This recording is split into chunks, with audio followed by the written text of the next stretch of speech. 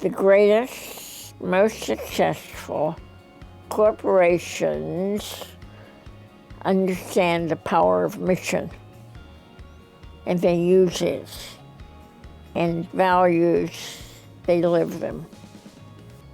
Mission-focused, values-based.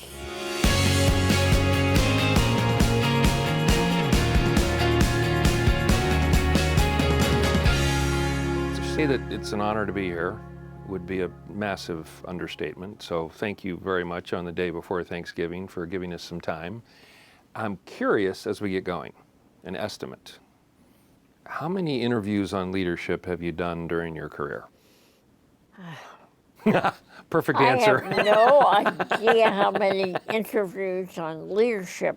Everyone has been exciting, and I've been honored to do them, and I've tried to be as forthright as I can be. It is a pleasure to be here, and I wish everybody that watches this video, and I'm confident there will be many, could sit right here and look around your office at the amazing people that, you know, have become part of your life and you've become part of theirs. But if you had to focus on first people that come to mind that were leaders that you emulated, that you saw, that kind of shaped your personal leadership journey, who would those people be and what did those people do? Well, it was very important to find the people who were making the greatest difference, who were not just repeating the past, but if leadership is a matter of how to be, then who were these great people who were making such a difference? And we were so fortunate to have the people wanting to work with us who did.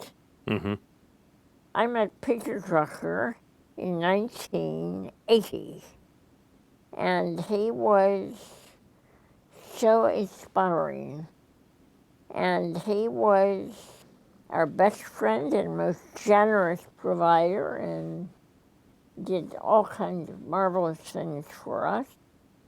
I sometimes joke about having tattoos, and people look and they say, "What, you have tattoos?" I say, well, invisible ink. You can't see them, but on this side I have one. It's Peter Drucker. Ask, don't tell. My other tattoo is Peter Drucker. Think first, speak last. Now those, then, serve to live. Yeah. That's what we live by. Those are some tattoos I'd like to see. Like those. Yes, serving to live. Yeah. Many of the people that we have in common, you know, Marshall Goldsmith and many are disciples of Peter Drucker, and it seems like that's sort of the essence of what he had the ability to do and that you've carried on. It's simple. It's common language. Is there any secret to that, or is there any? No, you live it.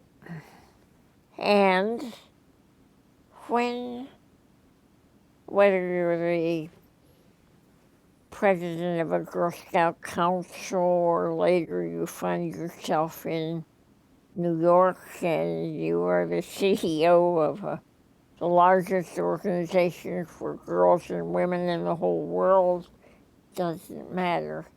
Somehow, in doing your work, you distill the language and it comes to you.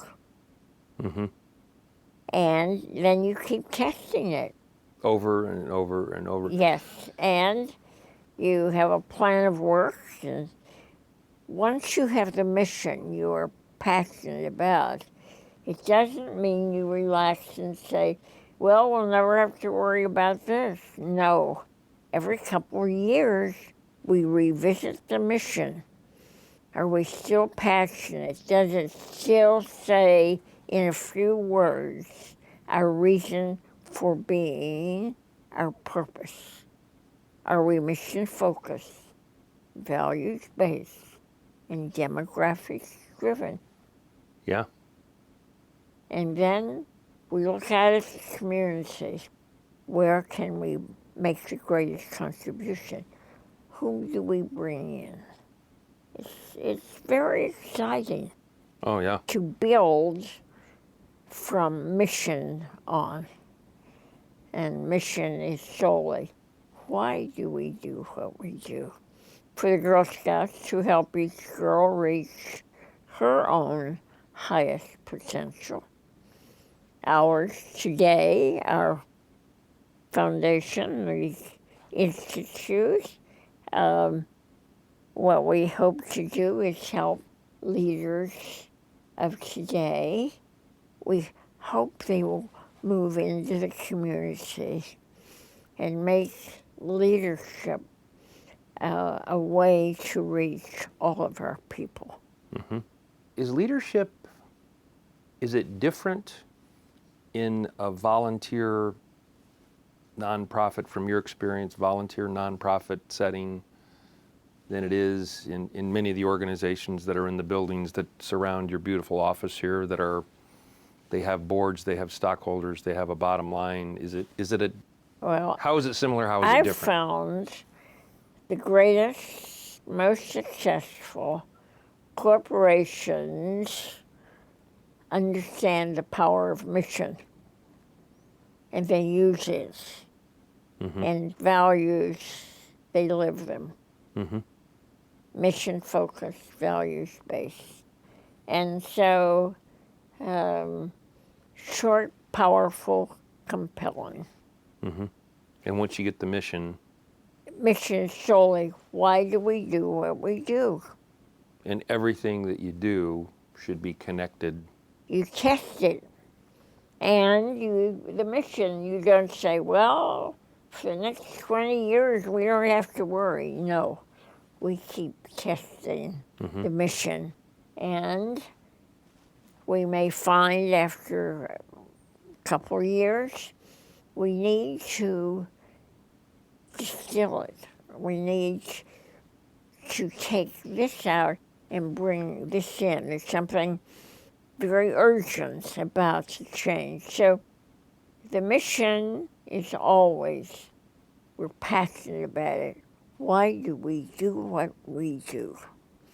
Peter Drucker always said it should fit on a t-shirt. Well, I've looked at t-shirts, 7 words, and you're lost. So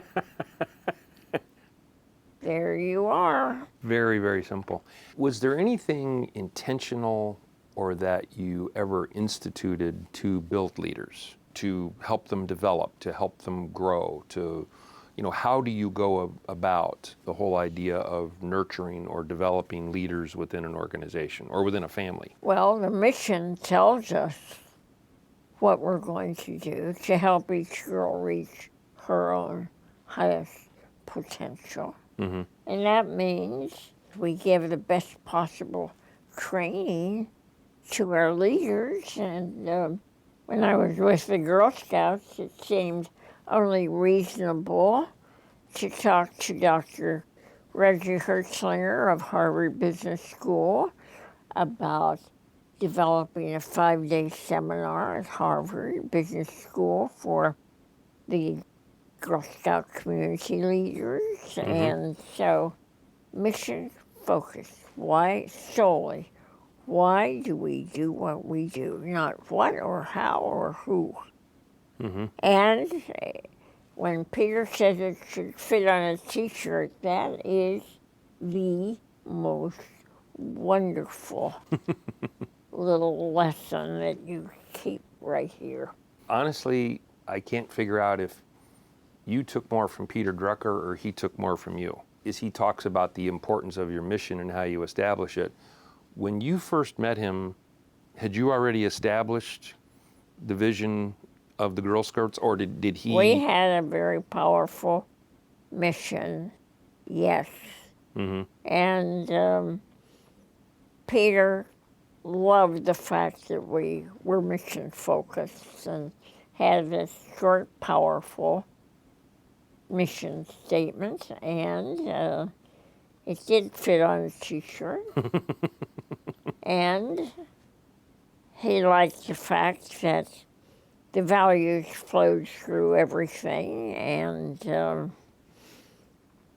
that the education to help each girl reach her own highest potential and have the organization make an enormous difference in the community as they work with girls and women.